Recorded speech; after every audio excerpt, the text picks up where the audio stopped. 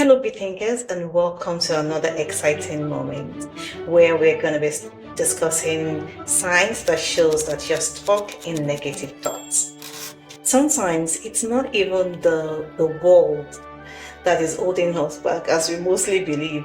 It is mostly the stories, the little stories here and there that we tell ourselves that holds us back without us even knowing it. I recently had a conversation with someone. Let's call him Matthew. Matthew had approached me, and when he did, he was visibly weighed down. He asked me a series of questions like, what are negative thoughts? Are they ever useful? Can they be stopped? What are the signs that I am stuck in them? And how do I break free from them? These are the questions Matthew had asked me. Those are great questions that I believe some of us are actually wrestling with silently. So today, let's walk with Matthew through his experience and see what answers we'll be able to uncover for him. Feel free to share your thoughts in the comments and let's make this more interactive. This was what happened to Matthew. Matthew had just walked out of the board meeting. In that meeting, he had shared an idea, but the previous night, he took his time to prepare for this idea that he wanted to share in the meeting. After sharing the idea, there was a long pause in the meeting. No one said anything. And after a moment, his boss broke the silence by nodding and moved on with his conversation. Matthew narrated that as he walked back to his desk, his mind started spinning up with so many questions like, I should have not said anything. They probably think I am not smart. Why did I even try? Next time, I will just keep quiet. I always mess things up. That was how all the thoughts was flowing through him one after the other. They were fast, they were repetitive, and they were also unchecked. That was how Matthew had shared his experience, and it seemed like Matthew is stuck in negative thoughts loop. What are negative thoughts? Negative thoughts are the unhelpful, the self-critical, or fear-based ideas that pop into your mind. They often focus on what's wrong, what could go wrong, or what you lack. They can distort reality, lower your self-esteem, trigger anxiety or sadness, and often repeat in its loop if they are unchecked. Can negative thoughts be stopped? No, negative thoughts cannot be stopped completely. The goal is not to stop them or to eliminate them, but rather they can be transformed and managed. That is what can actually be done to negative thoughts, not to be stopped. So what are signs that shows that you're stuck in a negative thoughts?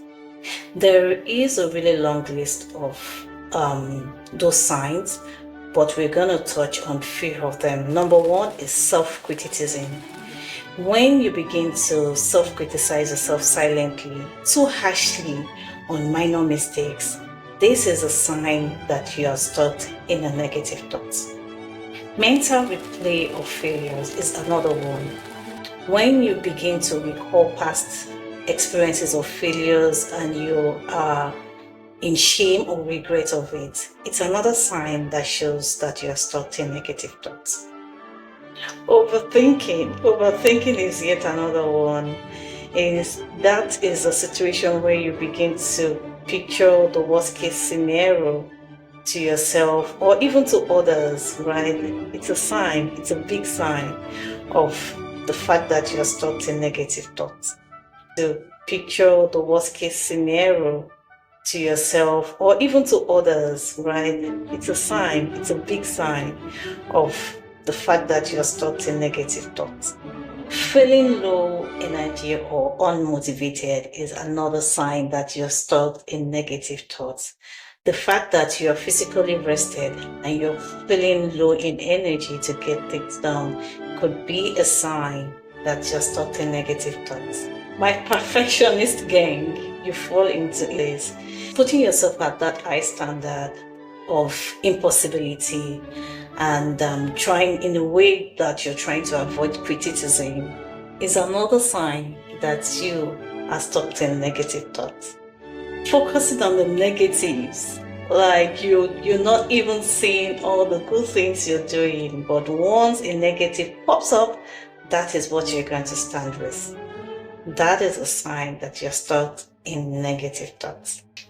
Oftentimes, I've heard people say that it is hard to break off negative thoughts loop. Is it really hard? Maybe, maybe not. I just feel like if you're able to follow some certain steps to this and make it a constant practice, you will be able to break off negative thoughts. So let's help Matthew in this situation, just in case he experienced this again. The good starting point here is awareness, self-awareness. So the advice here to Matt is, when you begin to notice the flow of the negative thoughts come into you, you should acknowledge it. Remember, the goal is not to suppress it or to neglect it. Rather, acknowledge it by saying, why am I beginning to think that I am not enough?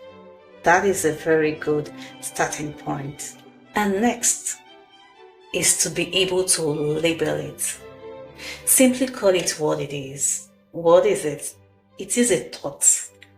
It is not truth. Call it that. It is just a thought. So after noticing, labeling, the next point is to question it. Is this actually a fact? Are there evidence against it? Maybe you actually made a mistake, but does mistake equate to failure? Not necessarily. So when you notice your label, the next point is to question it. We know that mistakes does not equate to failure. So what about if we replace the word failure with more empowering thoughts? Like, I am learning and growing, and every steps of this counts. Or, practice makes perfect. Or, practice makes perfection. You know, these are empowering thoughts that we can change the negative thoughts with, that can actually help boost our self-confidence or self-wellness. Now, assuming you want to build muscles, you go to the gym, or you stay at home to practice once a month, do you think that can actually help to give results, the results that you're looking for? Not necessarily. So the advice to Matt here is constant practice.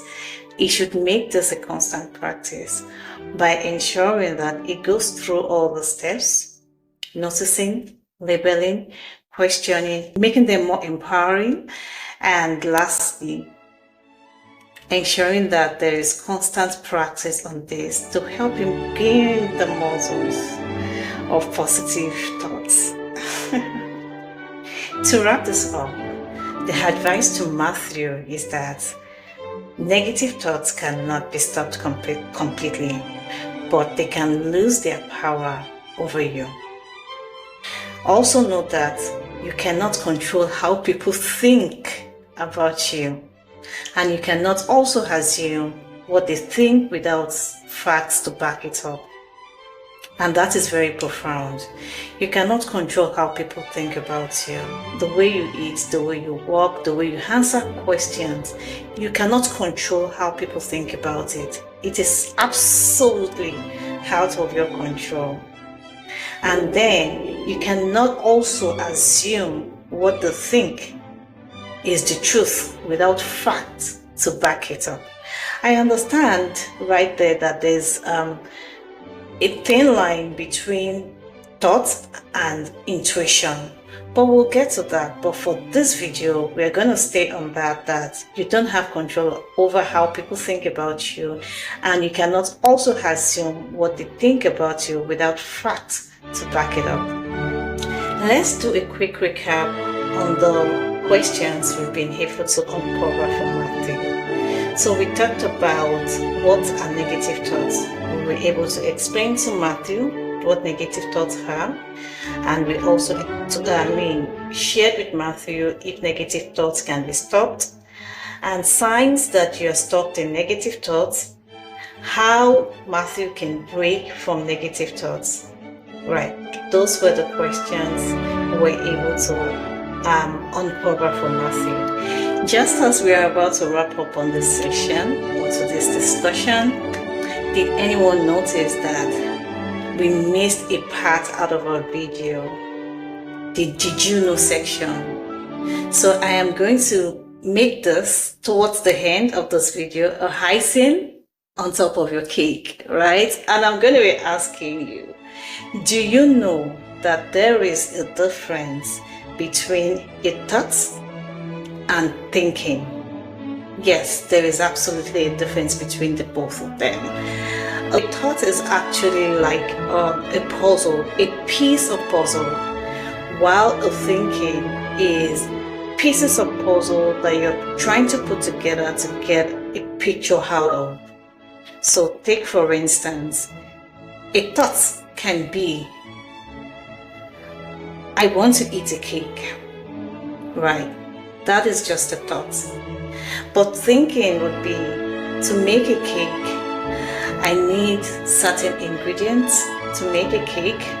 I would need my flours, I would need my eggs, I would need my baking powder and what have you. And I would also need time to get this done. I would need a oven, I would need things that you need to put in place to get the outcome of a cake. So now you know that there is a difference between a thought and a thinking. So we're going to end the session here today, and the next time we catch again, we are going to be talking about temperament, which is another factor that is very important as to how you behave or act the way you do. Catch you then. Bye for now.